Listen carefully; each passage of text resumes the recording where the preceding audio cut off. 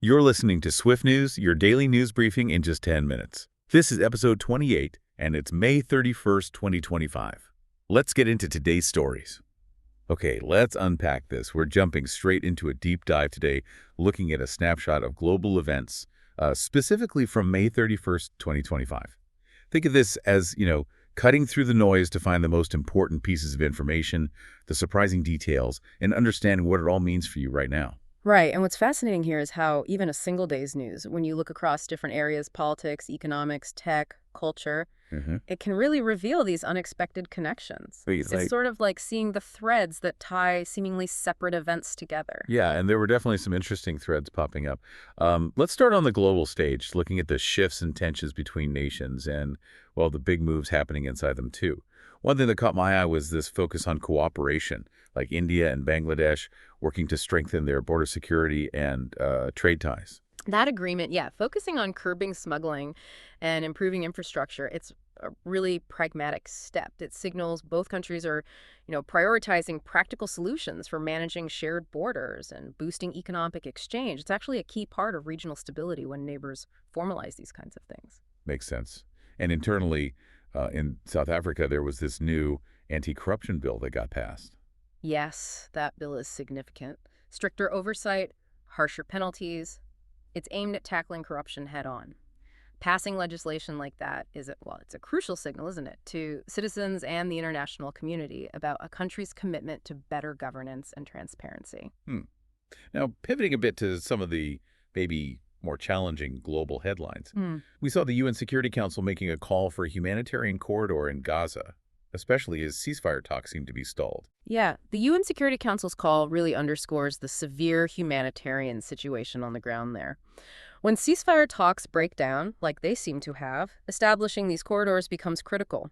It's often difficult, of course, but it's a vital way to try and get essential aid to affected populations. Right. And also on the geopolitical front, there was news about Russia and China expanding their joint naval exercises out in the Pacific. Those expanded joint naval exercises, they're a pretty clear indicator of deepening military and strategic cooperation between Russia and China. They project a certain level of coordination, a presence, particularly in a region that's, well, already seeing increased attention from major global powers. And back here in the U.S., President Trump proposed new tariffs, specifically targeting European cars and electronics. And apparently this immediately sparked bipartisan criticism and fears of a potential trade war. Yeah, I mean, if we connect this to the bigger picture, these points really paint a complex global landscape. You got the humanitarian situation in Gaza, the military posturing in the Pacific, these proposed trade tariffs. They might seem distinct, but they all sort of speak to a certain fragmentation and tension in international relations right now. You see humanitarian needs being overshadowed by conflict, alliances shifting, and economic cooperation potentially being challenged by these more protectionist policies. It definitely raises important questions about, well, global interconnectedness and stability today. Okay, so from the geopolitical chessboard, let's look at the global economic pulse, the world of money and markets, which, touches everyone's lives. Yeah. The U.S. dollar hit a 3-month high against major currencies. Right, and a strong dollar has these cascading effects. It can make imports into the U.S. cheaper, which sounds good for consumers buying foreign goods. Yeah. But it makes U.S. exports more expensive for other countries, so that potentially impacts trade balances. And it also affects countries with dollar-denominated debt, makes it harder for them to repay. Okay. And we also saw oil prices climbing after OPEC Plus announced more production cuts, apparently alongside forecasts for weak global demand. That seems a bit contradictory. That's a fascinating tension, isn't it? OPEC plus cutting production is a supply-side move, obviously designed to keep prices up, but citing weak demand forecasts at the same time suggests the market is nervous about the underlying strength of the global economy.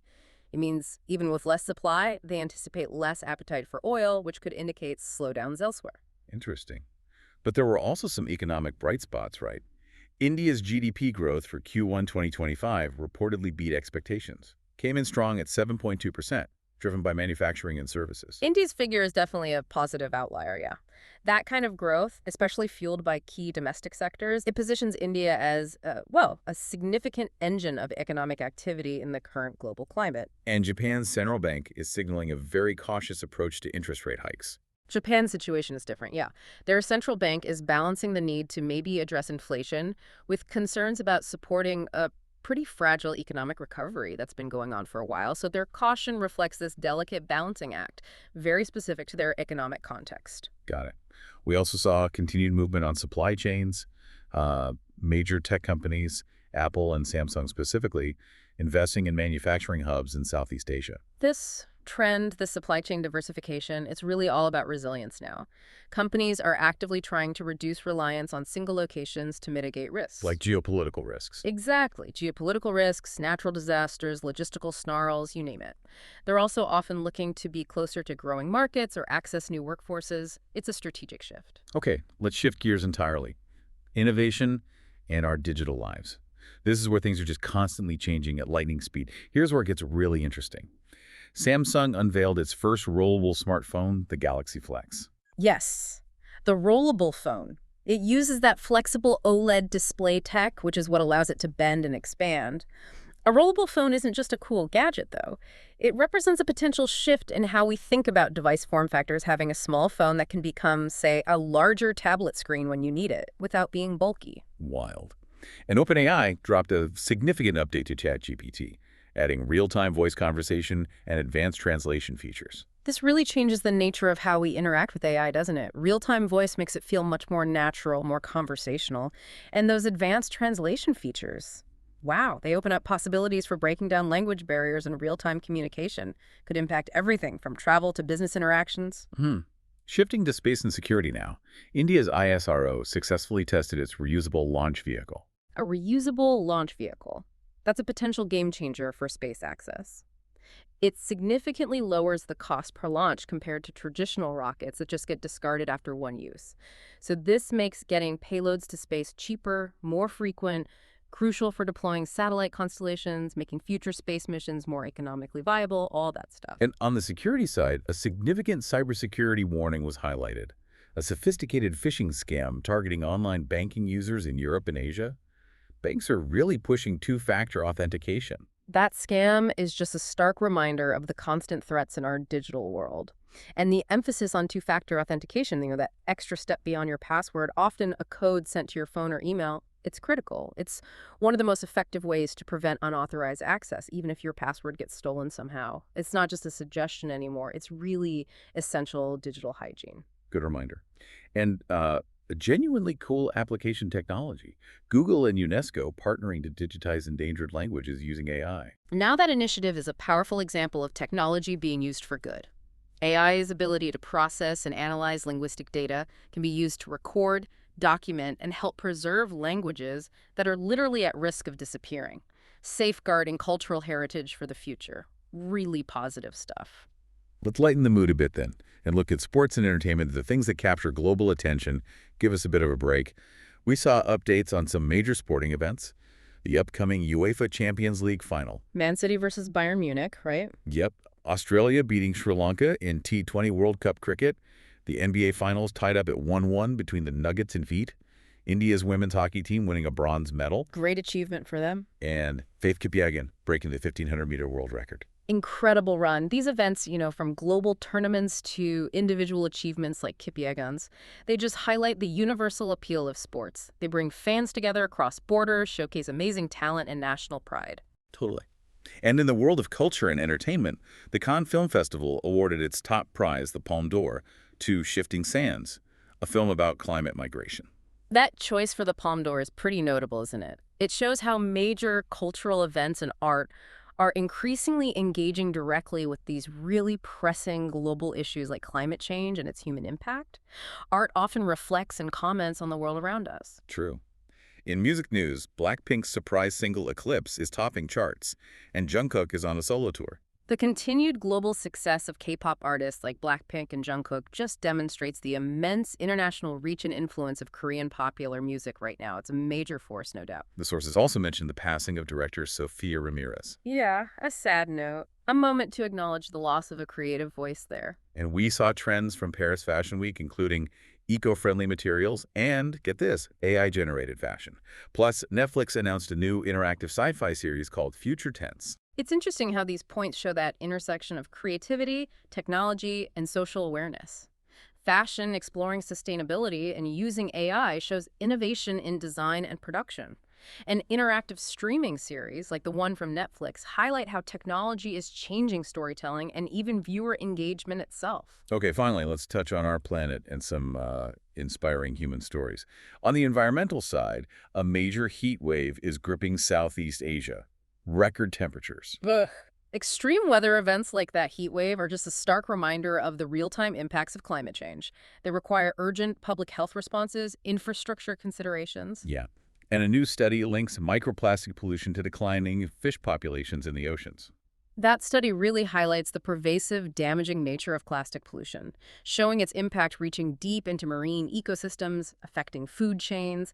It's a significant finding about the scale of this problem. But on a more optimistic note for science and exploration, NASA's Artemis III mission had a successful lunar landing simulation. The Artemis III simulation, yeah, that's a crucial step towards returning humans to the moon. Successes like this demonstrate the technological capability and keep those long-term goals of space exploration moving forward.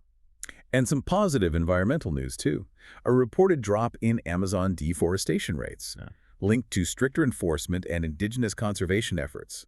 Germany also launched a campaign to promote electric vehicles. The Amazon news is definitely a hopeful sign. It shows that focused conservation efforts, combining government action and the absolutely vital role of indigenous communities, can yield positive results. And Germany's EV campaign points to these national strategies aimed at shifting transportation away from fossil fuels. These efforts contrast with the challenges, showing that progress is possible. And the human stories that were highlighted really stand out. A teenager in Mumbai rescuing kids during flooding. Volunteers in Canada helping wildfire evacuees. A Kenyan teacher winning a UNESCO prize for a solar-powered classroom project. London's Big Lunch community event.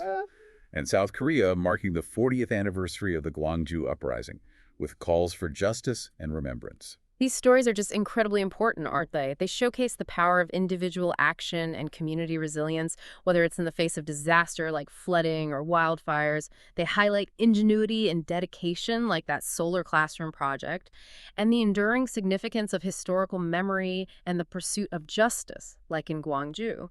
They remind us that alongside the big global challenges, there are these profound human responses and connections happening every single day. Wow, we really have spanned the globe in this deep dive, haven't we? From the complexities of international politics and the movements of the global economy to the incredible pace of tech change, the cultural landscape, and these vital stories of our planet and human resilience. So what does this all mean when we try and put it together? Well, it means that even a snapshot from just one day reveals a world that's incredibly dynamic and deeply interconnected. You see these simultaneous forces at play, major global challenges like climate impacts and geopolitical friction. Right.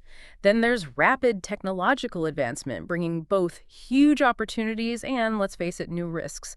And woven through it all are these powerful, often very local, demonstrations of human agency, community, and the ongoing pursuit of progress and justice.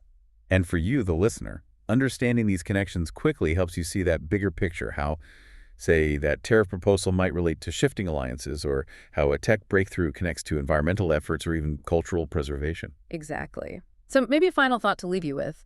Considering the major global shifts and tech breakthroughs we've just discussed, how do you see individual actions and community efforts playing a crucial role in shaping our collective future in this rapidly changing world? A big question to sit with. We hope this deep dive helps you make sense of the world around you and encourages you to keep looking for those fascinating connections in the information you encounter every day. Stay curious.